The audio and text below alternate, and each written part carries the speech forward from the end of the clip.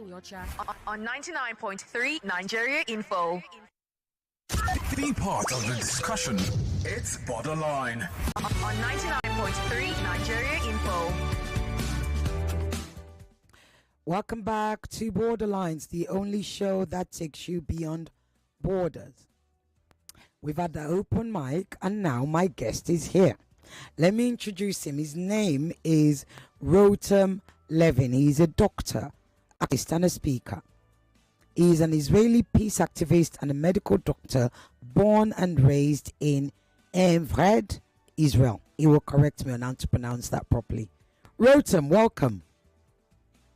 Thank you for having me. Oh, not at all. It's our pleasure to have you. How do I pronounce that? Evred, where you were born and raised. How do I pronounce that properly? Yeah, Envered. Envered. Right. So it's actually pronounced as it's written. Envered. Welcome to Borderlines. Welcome to Nigeria digitally, as we say. Yeah. So let me give the listeners a sort of background of what we're going to be talking about. So Rotem, as I said, is a peace activist. And we're going to be talking about what peace actually means. So since the creation of Israel in 1948, for Palestinians have had a long struggle of occupation, loss of land, forced migration. Hundreds and thousands, over 700,000 were nakbad in 1948 after the Arab-Israeli War. Now, despite several attempts at negotiations, including the Oslo Accord in the 1990s, remember we've talked about that quite a bit with Yasser Arafat, and the famous Camp David summit with Yasser Arafat. So you had Oslo 1 and Oslo 2, which I've discussed with Daniel Levy in the past. The situation has worsened. Of course, things have never changed. You've had violence, you've had distrust, you've had political fragmentation, and of course, you have divide and conquer. Now, what has never changed for the Palestinians is occupation. What has never changed for the Palestinians is violence. What has never changed for the Palestinians is the imprisonment into Gaza, which was called the world's biggest open-air prison by David Cameron, the former British Prime Minister. Now, in the years since all the peace, all the efforts towards peace, things have often broken down, which has left every one of us, especially after October 7th, especially after the genocide in Gaza, what is now considered by experts across the world, which also the ICJ calls plausible genocide, especially given that over 40,000 Palestinians have been killed, children, some 20,000 odd, and several thousands more under the rubble, which are yet to be found. What is peace looking like? So, Rotem, at this point, I'm going to come to you. As an Israeli, tell me about your growing up, first of all, as a young Israeli boy, up to you becoming an adult. Okay, so first I want to make it clear that you have many different bubbles here, and you have many subgroups, and my childhood was different than so many others. So when I speak about mine, I want us not to generalize that this is the way all Israelis are, of course. I was in a secular village. This village, it was established in 1930, so 18 years the Nakba, before the massive ethnic cleansing of Palestinians and the establishment of the state. And this village is Jewish, so there are no Palestinians. The only Arabs, Israelis I knew, this is how they teach us to call the Palestinians who stayed to live in the state of Israel. So there were towns around my village, but we used to call them Arab Israelis, not Palestinians. Right. So I was raised to believe that the Palestinians are those who live in Gaza and in the West Bank. Okay. Those who are inside Israel, they are not Palestinians. This is like how you divide and conquer, right? It's very common in many other like apartheid states. They try to divide the population so they cannot gain power and resist together. And in my school, there were only Jews. And for me, like, I didn't hear about Palestinians. I didn't know about them. I didn't know the narrative. I have never heard about the Nakba as a child, not as a teenager. For me, they attack us because they hate us, because they don't want us here, because they are terrorists. But I didn't know the historical context about what happened to them, how they see us, how they see this place, what the state of Israel means for them, which is a settler colonial project. So all this narrative, I was, let's say, learning it only at the age of maybe 23, 4. So they build the system here in this way. So the students, the Jewish students, at the age of 18, they will know only the Israeli narrative, only the Holocaust and the persecution of Jews all over, and why the state of Israel is so needed so we can be safe. And this is the only way to protect us, Jews, because, you know, everyone is going for us and they all hate us. And then at the age of 18, when you don't have Palestinian friends, you don't have even Arab Israeli friends, because, again, it's so segregated even inside Israel. You have only Jewish, almost only Jewish schools for Jews, and like Arab schools for Arabs. The number of mixed schools for Jews and Arabs, I can count it on two hands, like maybe 10 schools in total, maximum. So the Jews, we don't learn Arabic in the school system, like only 1% of Israelis know how to speak Arabic. So for you are being raised to be this Israeli who doesn't know how to communicate with the Palestinians, who doesn't have Palestinian friends, doesn't have relationship with Palestinians. And then at the age of 18, everyone is forced to be recruited to go to the army service. And the narrative is, this is the only way to protect us. And you go to serve in the military. And this is how we can actually survive here, because they all hate us all around us. So we have to be strong here. And yeah, I was recruited to the army like all of my friends. I even haven't heard even about the opportunity or the possibility to refuse. For me, refusal wasn't an option back then. Didn't know any refuser.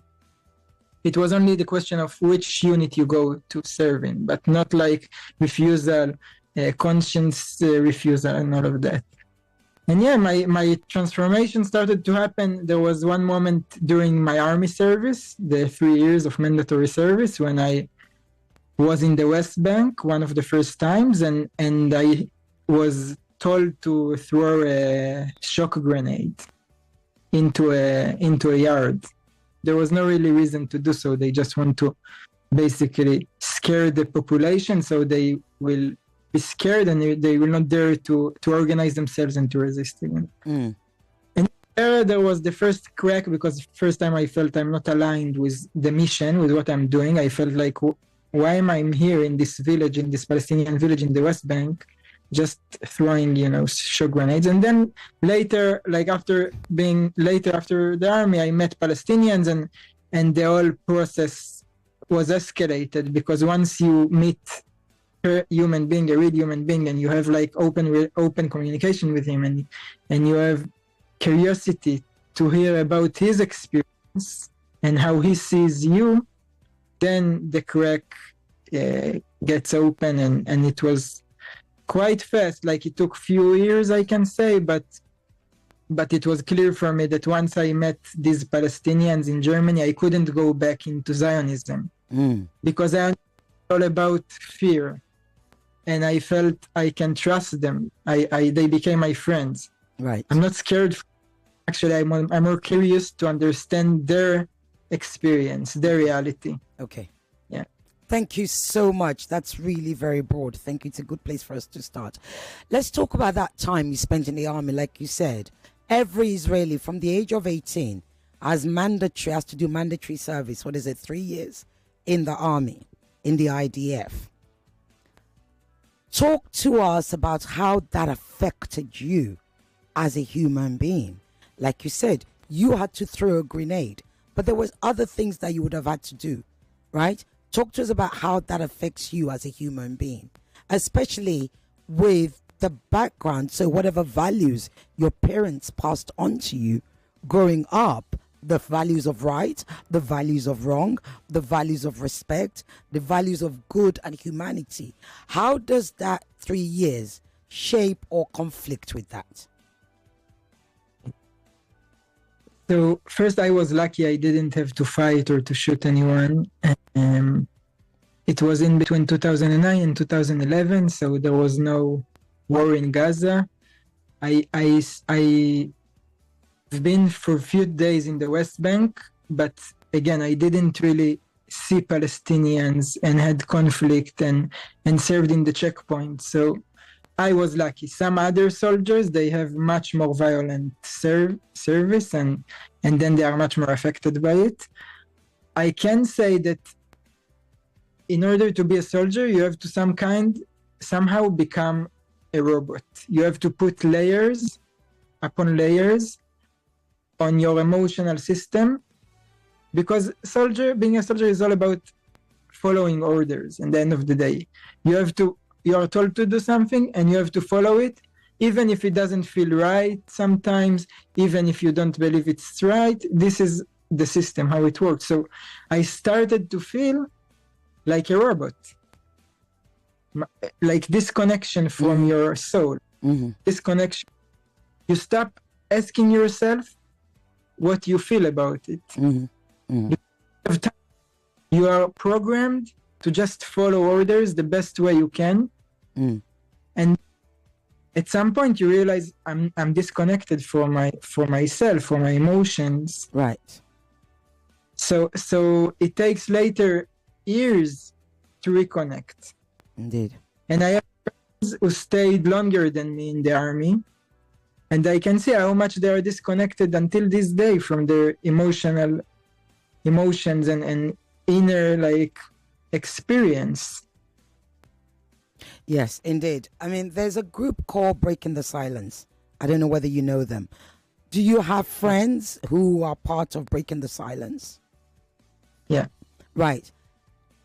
A lot of Nigerians would not, listeners, not just in Nigeria, we have global listeners, but those who are not familiar with Israel or the war itself would not be familiar, would not know much about the group Breaking the Silence. Tell us one or two narratives from your friends who have joined Breaking the Silence and why they joined that. So Breaking the Silence, it was established by Israeli soldiers who served in Hebron. Hebron is like a city in the West Bank, Al-Khalil. And there the apartheid is maximized. So there Israel created this system where Palestinians can live in the same building with Israelis. The Israelis will live above them, and the Israelis are allowed to move freely, and the Palestinians are being basically, it's like a prison, and they live on the same building. And the Israeli has a citizenship, he can vote for the parliament, he can move freely, he doesn't have to stop in checkpoints, anything. And the Palestinian, he lives under military rules. He's not a citizen. And these soldiers, after serving in the city, they witnessed the injustice there, and they were shocked, and they decided to speak up and to share about their feeling. So many describe the reality in Hebron. And to this day, they make tours there. Actually, last week was the first time that the army didn't allow their tour to enter Hebron. They turned them back. Wow. A whole bus with Israelis who come from Tel Aviv to see reality. For the first time, the army didn't allow Jews to enter and see the thing, because again, they are leftist and all of that. And yeah, they describe the reality of a military occupation. You can read, you have testimonies. I don't want to speak about specific experiences or testimonies. You have it on the internet, and you read, and yeah, many have spoke of really horrid atrocities and violence that's led to many of them having mental breakdown, anxiety, etc. Let's come back to you. October 7th, where were you? And when did you learn of what was happening? I was in my hometown with my family, my parents, my brother. Yeah, it was a surprise. I didn't expect it, that it will be so successful. It was scary a bit to realize what's coming. Like, first, 200 people were kidnapped, many were killed. First time it happened in this scale. It wasn't a surprise in the essence that, like, for years I'm telling that this is not sustainable, this system, and it will explode at some point. It will explode. You had been saying that before.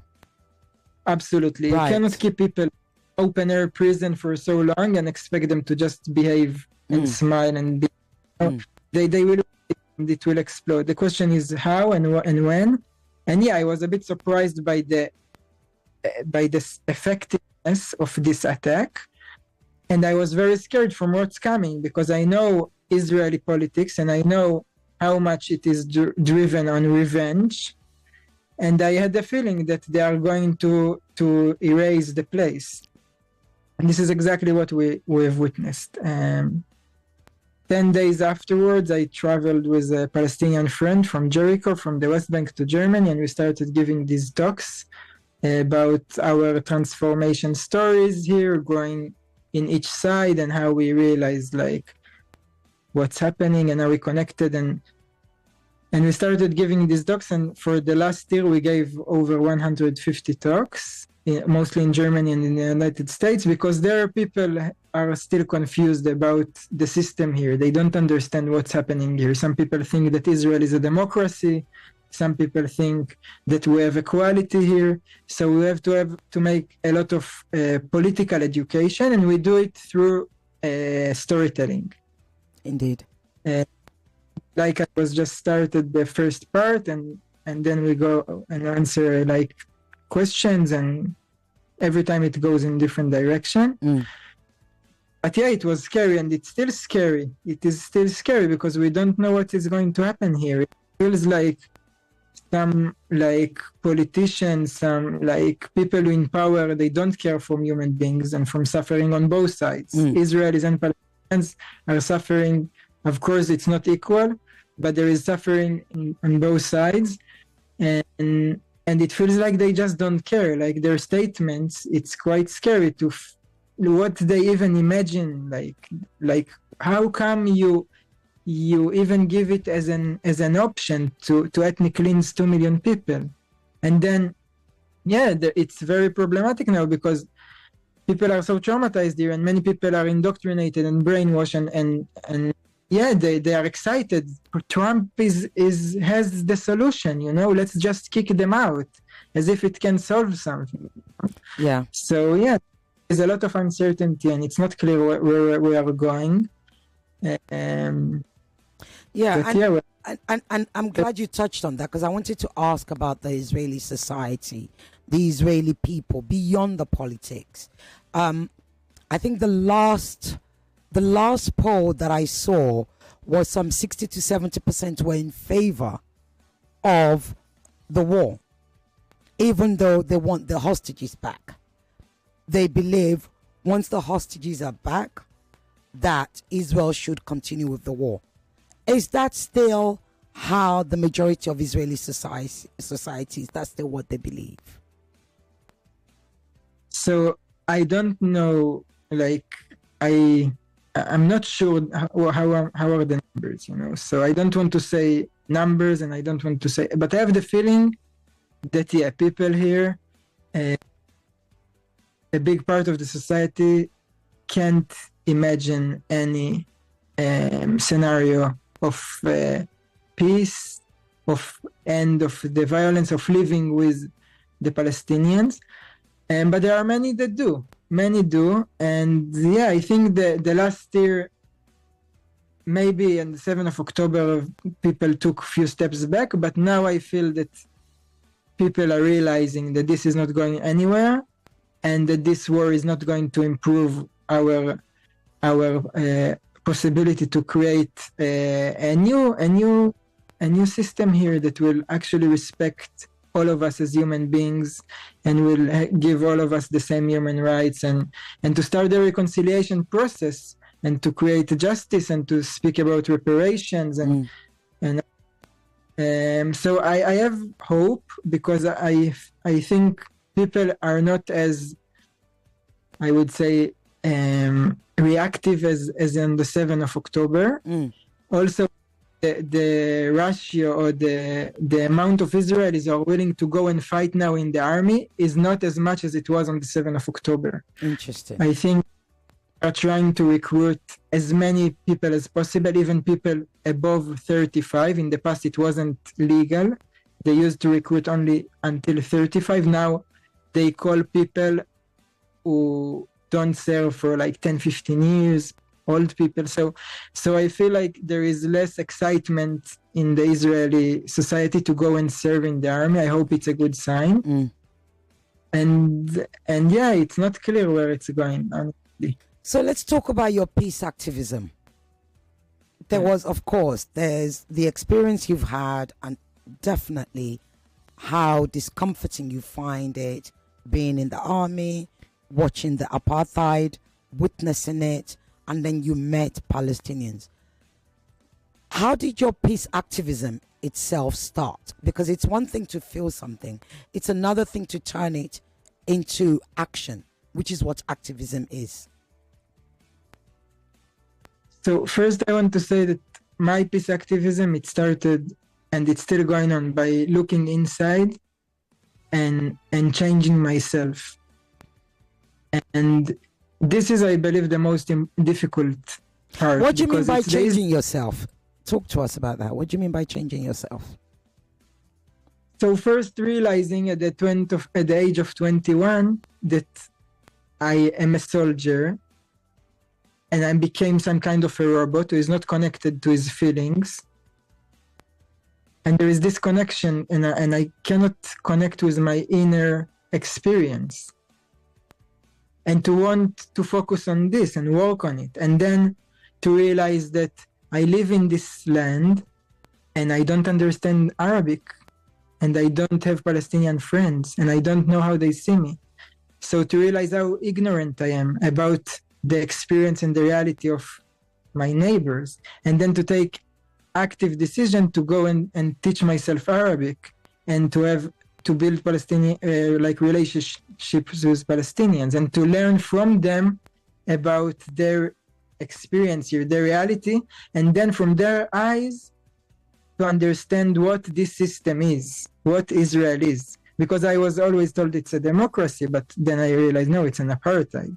And then I had a lot of anger towards my fellow Israelis, my family, my friends, because I felt like we are all so complicit and ignorant about our compliance in this situation of oppression.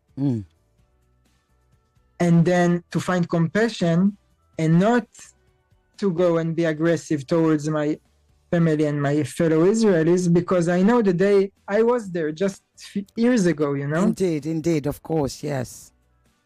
So, and then to find compassion and to help them get out of the bubble too, not by judging them, which I used to do so long, and until this day sometimes it's difficult not to judge some people, but I try to do my best to help people to transform without pushing them, because transformation can happen only from the inside. Only I can myself. No one can decide for me.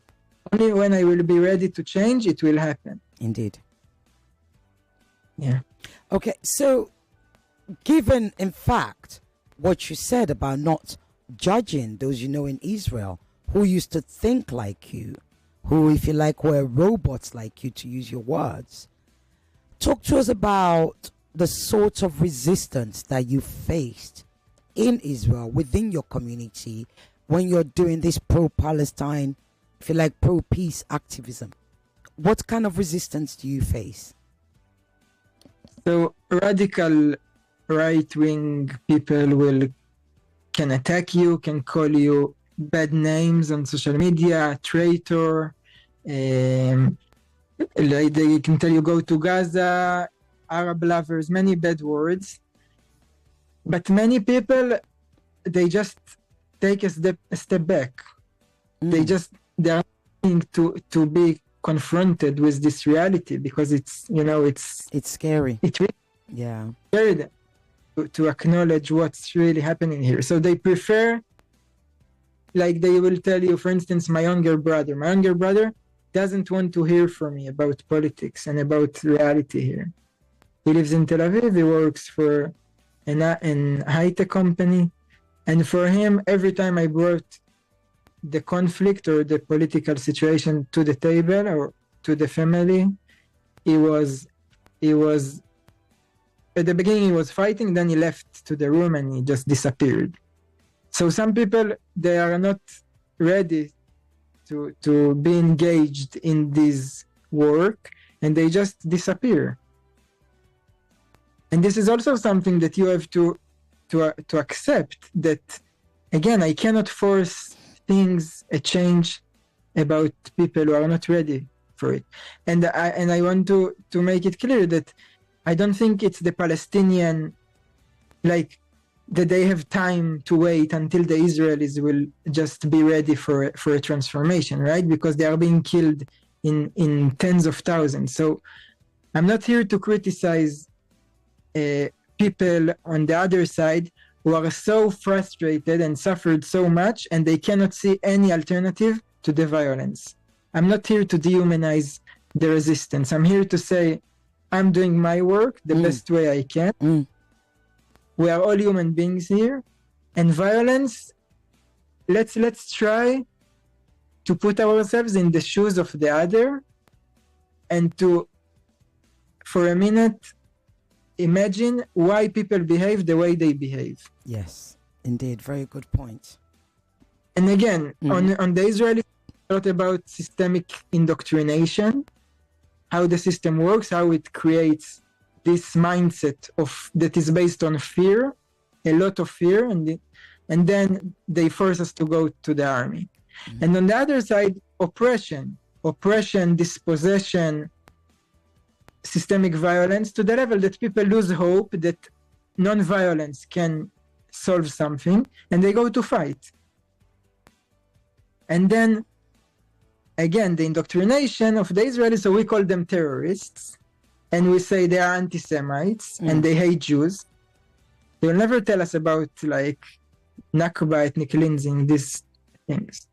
So I want to, and it's true for every conflict, in, like, with the partner, with the parents, with every friend. Like, if you stop for a minute, it's difficult. We have a lot of pain inside, and when we feel like victims, like something bad was done to us, it's very difficult to put ourselves in the shoes of the person who did it to us. But this is what is needed. Indeed. And you know, I find it interesting that you bring this up, because one of the things that people also, like you rightly said, need to appreciate is that fear that comes with being a Jew whose parents, whose grandparents actually knew what happened in Auschwitz, actually had to escape Nazi Germany, had to escape to other places, who had, you know, who had members, their ancestors who were killed then. And that fear of what if this happens to us again? And it's where fear becomes weaponized into violence. I think it's where we are, you know, where Israel is right now. Would you accept that? Absolutely. And they show us, the narrative, it's all based on fear here. And like, of course there is historical context, but they minimize the story to Auschwitz, Holocaust, Jewish persecution. So then people get confused, like, okay, so for them suddenly Zionism is Judaism, and there is a lot of misinformation, a lot of ignorance, and once you start to to like educate yourself, get out of the bubble, build relationships, start to communicate with the other side, you realize that, yeah, of course, there is some truth to the fear. There is like millions of people who were killed, so of course they will have a collective trauma. The problem is that Zionism is taking this collective trauma, telling us the only way to be safe is by inflicting oppression on millions of people. So you have to use the same practices that were done on to you in order to be safe.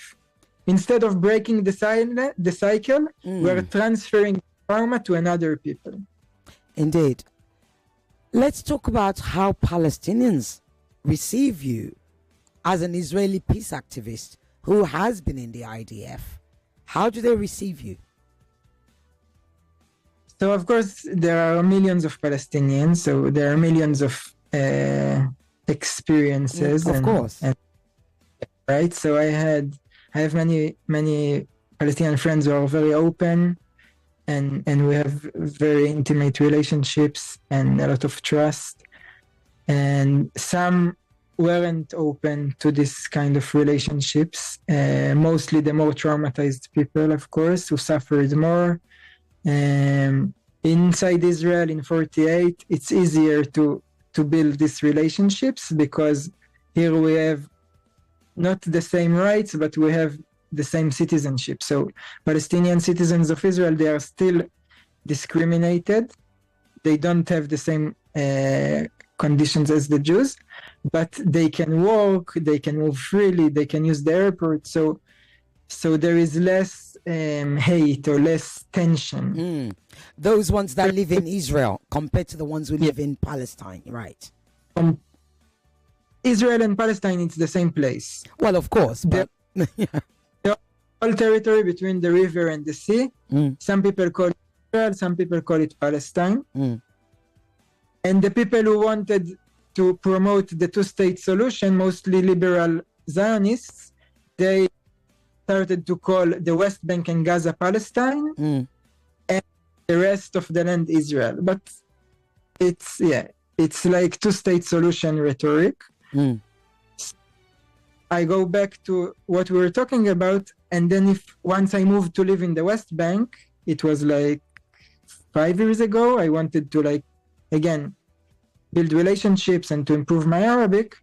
There it's more challenging, but it also worked, to build relationships and to get to know people. But there, because they don't have the citizenship, so there is more discrimination. They cannot move freely. They cannot use the airport. They cannot work inside Israel. So there is less trust, and it's more difficult to build a relationship. And I had few experiences, of course, with people who are not willing to even talk to me because I'm. And in Gaza, it's completely different because there they don't see Israelis even. You cannot get into Gaza. Of course. So do you now live in the West Bank? Is that correct? No, Haifa. Pardon? You live in inside Haifa? Yeah. Sorry, we keep losing. Sorry, say that again, please. Haifa, it's a city on the Mediterranean. Yeah. In 48 Israel. Yeah. Inside 1948 Israel. Right. Okay. Are you aware, of course, of what's going on, the violence that's going on in the West Bank right now? Right. Which I believe is somewhere you said you have friends. What are your thoughts on that? Yeah, it feels like they stopped the war in Gaza for a while, and they moved all the oppression, the same tactics to the West Bank. So you see whole refugee camps are being erased, like tens of thousands of people are losing their homes, and just escalating. And yeah, it is scary because again, you just create more and more trauma. So at the end, it will come back to you. You cannot really traumatize so many people and create so many people who don't have where to sleep and expect them to just love you later. In 5 years, in 1 year, in 10 years, I don't know, it will come back. Indeed. Right, I'm going to open up the line 02012770 993. The female line is 0201 465 7190. Oh, they've already started calling. Hello? Hello? Yes, good afternoon. Good afternoon. This is Pastor Badamasi from Surulere. Go ahead, Pastor. You have a minute. I am very much interested in your guest this evening. Yes, very much interested. But I used to live in a lot, and I used to work with Arab Israelis, as they call them. Are you listening to me? I am listening. He is listening. We are listening. Yes. So we work together in a construction company. They are Arab Israelis. They have passports with them, and they go and out of. I don't know where they're coming from. So this evening, I have clarity from him that these Arab Israelis are. It's a model. Can that really work with Israeli government to bring people like this? Your guest is, I think, is an Arab, and No, he's not. He's an Israeli. He's an Israeli. He's a Jew. Yes, he's an Israeli. I didn't ask him his religion. We mustn't always presume every Israeli is Jew, but he's an Israeli. But I want to know if he's an Arab Israeli. No, Is he he's Arab an Israeli. He's a Jew. You're Jewish, right? Rotem? Yes, he's a Jewish Israeli. He's a Jewish Israeli. So that's very good. And I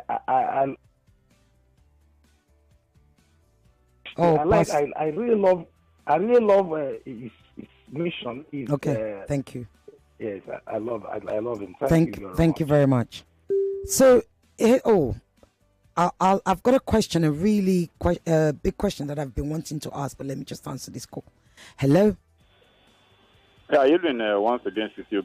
Good evening, Emmanuel. Yeah. I want to ask your guest. Go ahead. Those who have the same ideology of thinking that everybody is equal, how many percentage of them in the population of the Israeli?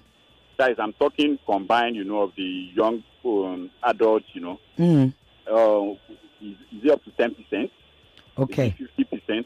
Or are there some people who, yes, they share the ideology of, yes, we and these people, we are equal, but they can't speak up because they are afraid of what the government institutions, could do to them. Thank you. Thank you.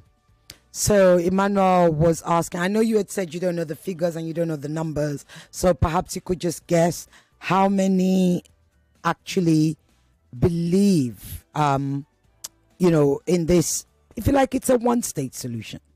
Really, what Pastor Badamusi was talking about and what Emmanuel is talking about, and effectively what a one-state solution, not the perfect one-state solution, but if like an apartheid one-state solution would look like, is the Israel that you're living in now, where you have Arabs and you have Israelis.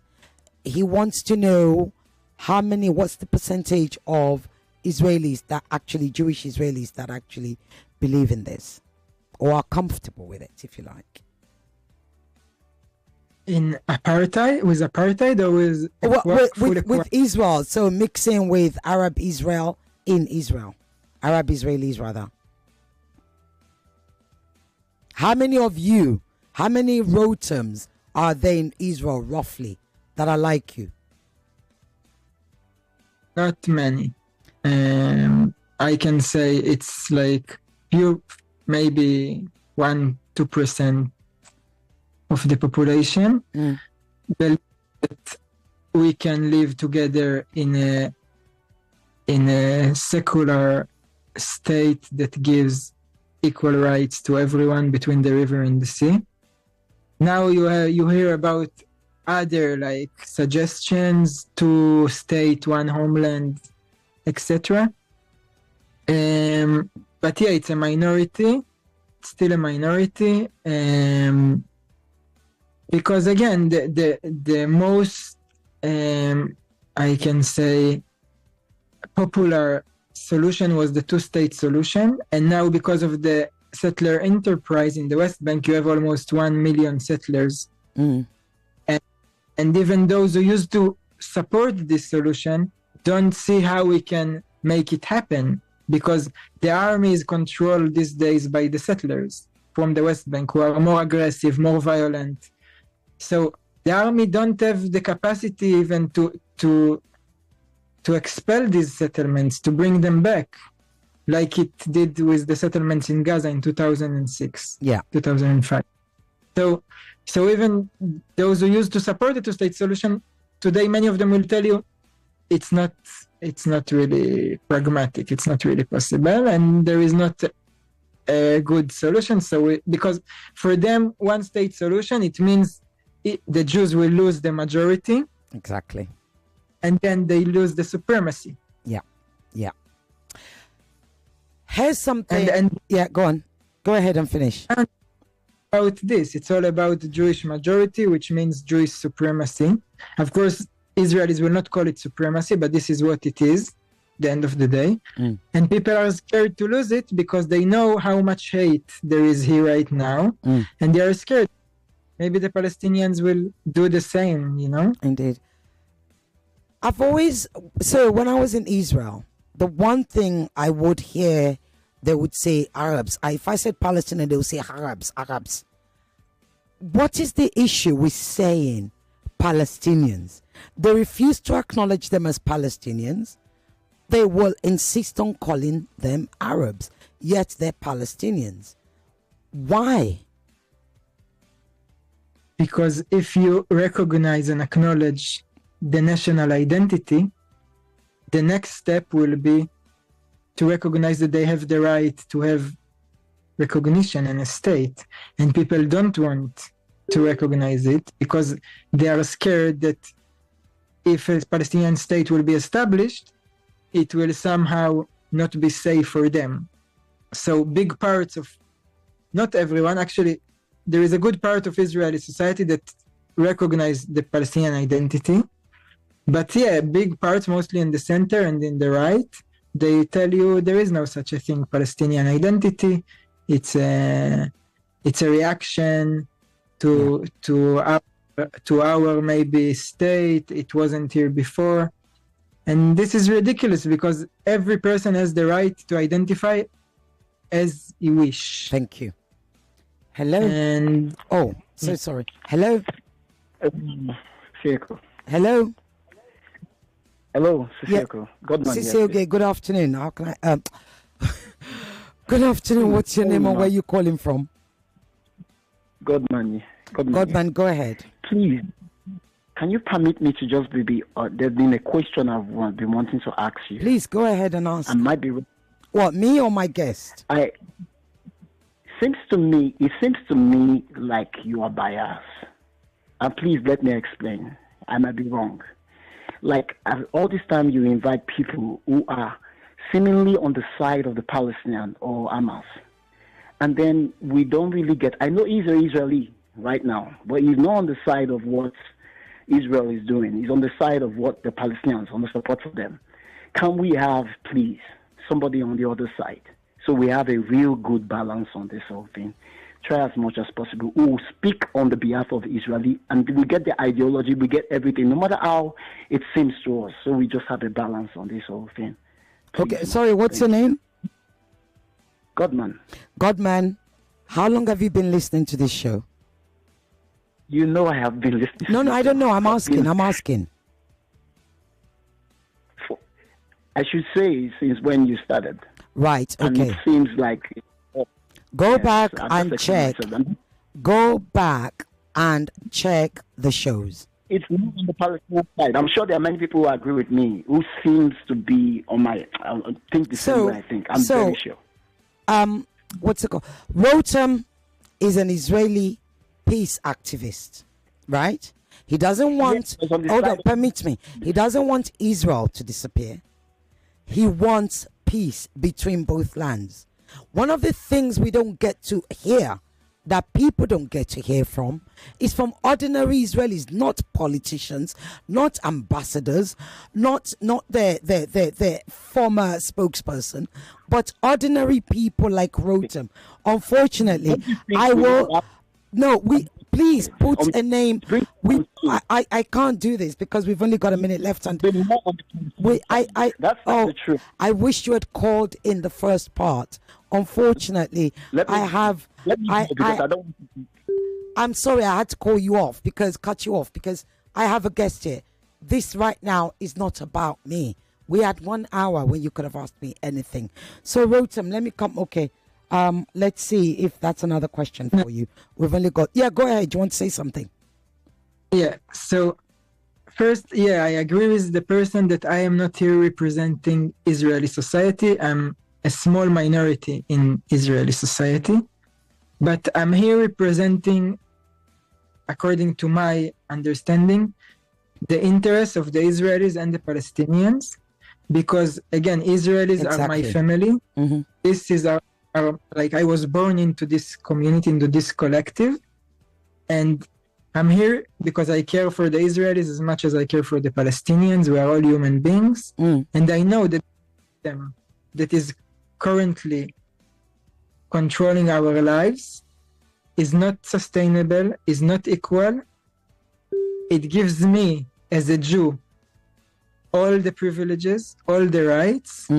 It serves me, but Palestinians are being divided into subgroups and they receive rights accordingly. And this is not sustainable. This is the source of the violence. Thank you. So we have to change it for the sake of the Israelis and the Palestinians. Okay. Otherwise, Israelis will not be safe. As long as Palestinians are oppressed and not free, Israelis will not be safe. Thank you so very, very much. Rotem, I am most grateful. We are most thankful to have had you on here. Rotem Levin, doctor, activist, speaker, and he's an Israeli who is fighting for both Palestinians and Israel to live under one rule in a secular state. Am I correct? Yes. Thank you so much. Have a wonderful weekend. Bye-bye. Pleasure. Bye-bye.